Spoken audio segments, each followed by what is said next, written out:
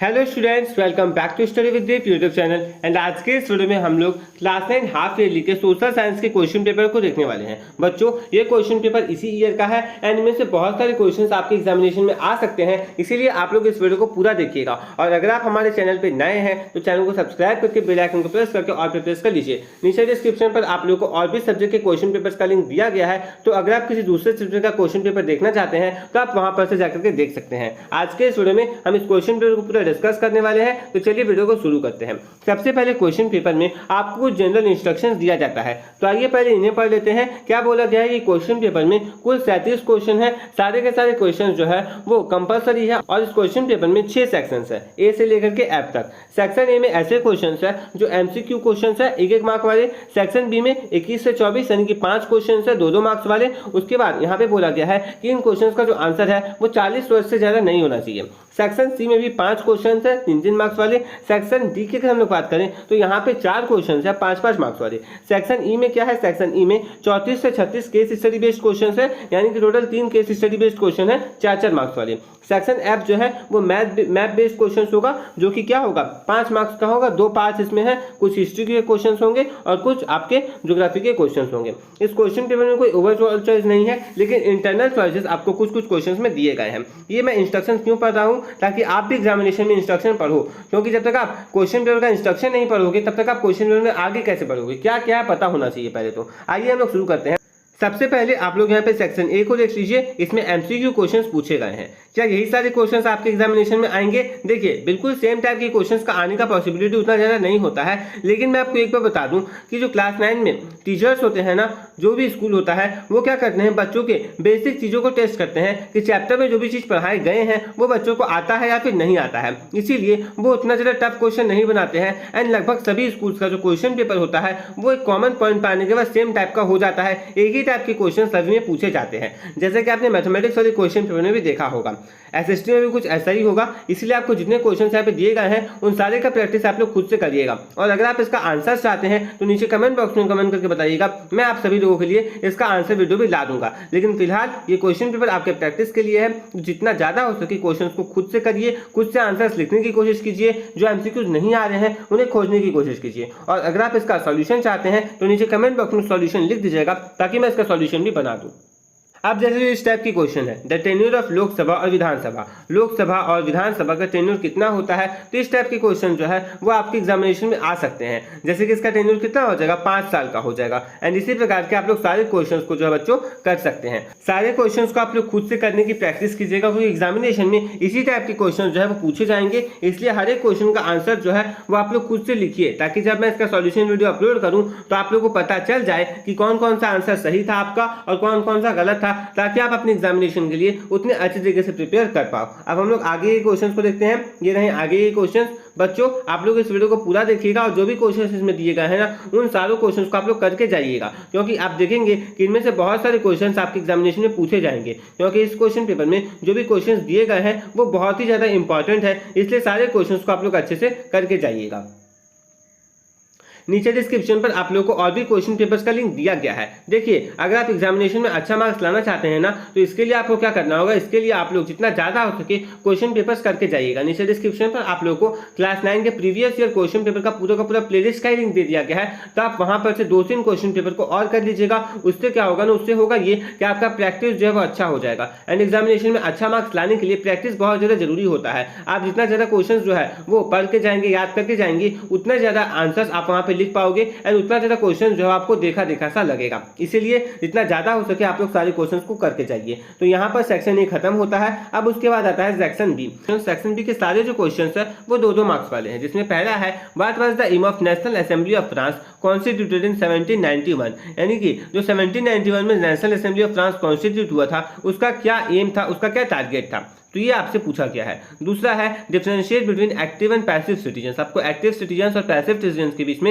यहाँ पे डिफरेंशिएट करना है। ध्यान रखिएगा, आप जब इसमें डिफरेंशिएट कर रहे हो तो आप लोग कॉलम टाइप का जरूर बनाइएगा, एक टेबल टाइप का ही बना करके डिफरेंशिएट कीजिएगा। इससे क्या होता है ना, आंसर देखने में अच्छा लगता है। और एक बात ध्यान रखिएगा कि एसएसटी में हमेशा आंसर्स को पॉइंट्स में ही लिखिएगा, बिना पॉइंट्स के आंसर अगर आप लिखोगे पैराग्राफ टाइप में तो पढ़ने में बहुत ज्यादा हार्ड होता है। पॉइंट्स में क्या होता है, जो भी आप लिख रहे हैं वो सिंपल तरीके से दिखता है कि क्या लिखा गया है, क्या क्या चीजों को डिस्क्राइब किया दिया गया है तो जो टीचर्स होते हैं वो आंसर्स को मार्क करते हैं कि हाँ ये सारे पॉइंट्स इसने इंक्लूड किए हैं, तो वो मार्क्स देकर के आगे बढ़ते हैं। लेकिन आप पैराग्राफ में लिखोगे तो टीचर्स को पढ़ने में बहुत ज़्यादा मुश्किल होती है। उसके बाद दूसरा है explain any 2 features of democracy. Democracy के आपको 2 फीचर्स यहाँ पे एक्सप्लेन करने हैं। उसके बाद अगला क्वेश्चन है why 82 degree 30 minute east has been selected as the standard meridian of India. इसको जो है 82 डिग्री 30 मिनट ईस्ट को स्टैंडर्ड मेरिडियन ऑफ इंडिया क्यों सिलेक्ट किया गया, ये आपसे यहाँ पे पूछा जा रहा है। इस टाइप के जो क्वेश्चन होते हैं वो बहुत ही ज़्यादा पॉपुलर होते हैं एंड इसी प्रकार के क्वेश्चन जो आपके एग्जामिनेशन में आते हैं, इसीलिए आप लोग इन सारे क्वेश्चन को अच्छे से करके जाइएगा।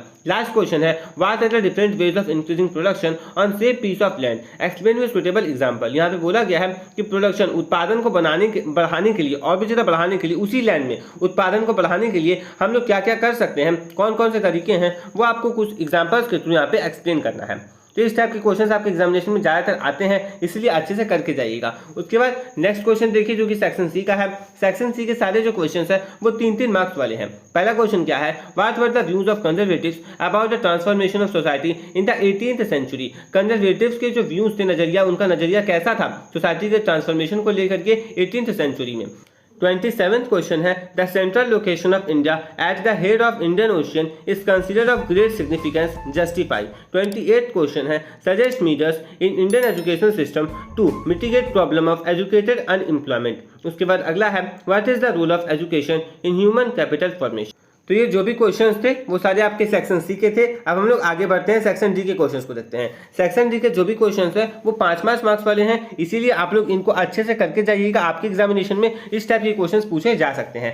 सेक्शन डी का पहला क्वेश्चन है what were the main problems face by Weimar republic. Weimar republic कौन कौन से मेन प्रॉब्लम, कौन कौन की मेन परेशानियां को फेस करते हैं वो आपको बताना है। दूसरा है the treaty of Versailles content the seed of second world war explain. जो ट्रीटी ऑफ वर्सलिस था उसी के चलते सेकेंड वर्ल्ड वार होता है, वो एक तरह से सेकेंड वर्ल्ड वार के बीच की तरह काम करता है। इस चीज को आपको यहाँ पे एक्सप्लेन करना है। अगला है what are the challenges to free and fair election in India, यानी कि इंडिया में फ्री एंड फेयर इलेक्शंस के लिए क्या क्या चैलेंजेस देखे जाते हैं वो आपको हमें बताना है। इसी में और करके पूछा गया है the election commission of India have a wide range of power explain. उसके बाद 32nd क्वेश्चन है name physiographic division of India right a brief account of northern plains. आपको नॉर्दर्न प्लेन्स के बारे में लिखना है और जो भी फिजियोग्राफिक डिवीजन है इंडिया के उनको आपको यहाँ पे लिखना है। देखिए बच्चों इस टाइप के जो क्वेश्चंस होते हैं ना वो बहुत ज़्यादा पॉपुलर होते हैं एंड ये क्वेश्चंस आपके एग्जामिनेशन में पूछे ही जाते हैं, इसीलिए आप लोग इन सारे क्वेश्चंस को अच्छे से प्रिपेयर करके जाइएगा। और अगर आपको इनका आंसर्स नहीं आता है कि कैसे लिखना है तो मैं फिर कह रहा हूँ नीचे कमेंट बॉक्स में आप सॉल्यूशन लिखिएगा,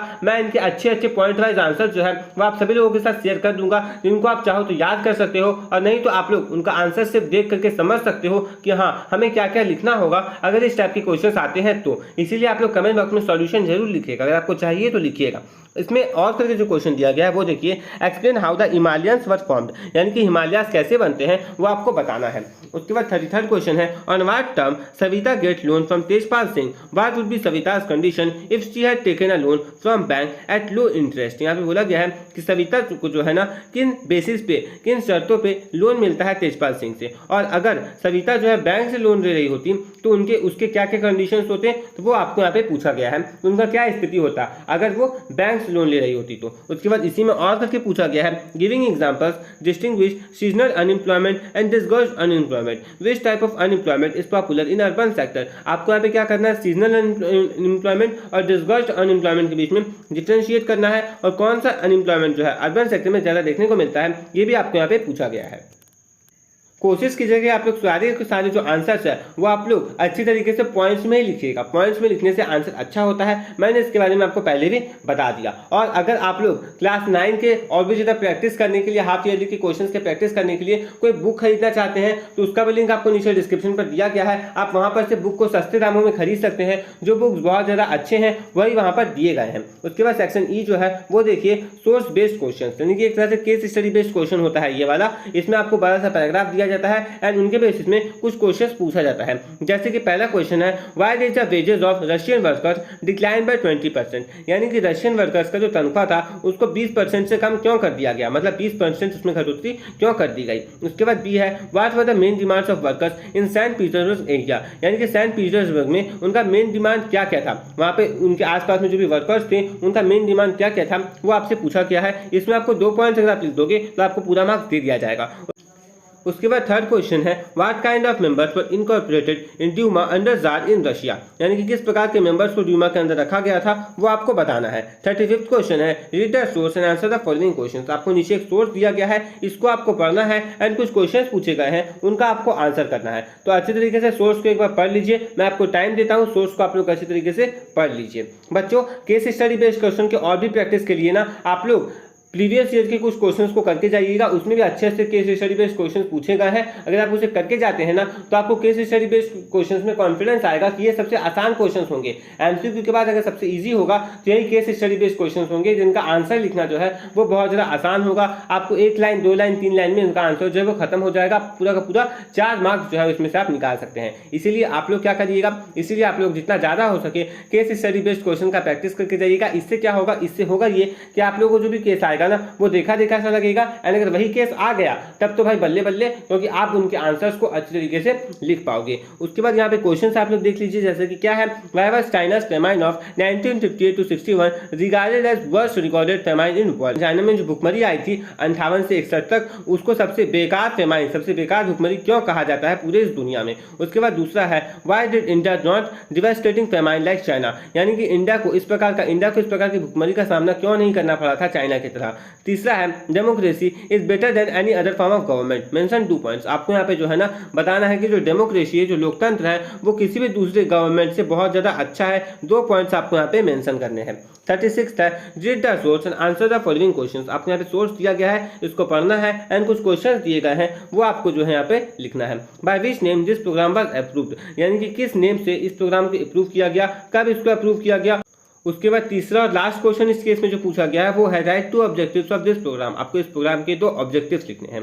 उसके बाद सेक्शन एफ है in the given map of France locate the following. आपको फ्रांस में 2 जगहों को लोकेट करने को कहा गया, और दूसरा वाला है on the political outline map of India locate the following. आपको कुछ चीज़ों को क्या करना है, लोकेट करना, जैसे अनाईमोरी माउंटेन पीक, मालवा प्लेट्यू और पुलिकट लीक। तो आप लोग को इसको जो है क्या करना है, लोकेट करना है मैप में। एंड मैप वाले क्वेश्चंस भी इजी होते हैं, और भी प्रैक्टिस के लिए आप लोग प्रीवियस ईयर क्वेश्चन पेपर को देख सकते हैं। बच्चों आज के इस वीडियो में मैंने सारे क्वेश्चन यहाँ पे डिस्कस कर दिए, आपको इस साल का क्वेश्चन पेपर भी दिखा दिया। आई होप आपको ये वीडियो अच्छा लगा होगा। अगर आपको ये वीडियो अच्छा लगा तो इस वीडियो को लाइक कर दीजिए, और अगर आप हमारे चैनल पर नए हैं तो चैनल को सब्सक्राइब करके बेल आइकन को प्रेस करके और भी प्रेस कर लीजिए। नीचे डिस्क्रिप्शन पर आप लोग को और भी सब्जेक्ट के प्लेलिस्ट का लिंक दिया गया है, तो अगर आप किसी दूसरे सब्जेक्ट का वीडियो देखना चाहते हैं तो आप लोग प्लेलिस्ट पर जा सकते हैं। साथ ही नीचे डिस्क्रिप्शन पर आप लोगों को क्लास 9 के सारे इंपॉर्टेंट बुक्स का भी लिंक दिया गया है, जिसमें से आप ज्यादा से ज्यादा क्वेश्चन प्रैक्टिस कर सकते हैं, तो आप उन्हें भी जाकर जरूर देखिएगा। मिलते हैं नेक्स्ट वीडियो में। Thanks for watching. जय हिंद, जय भारत।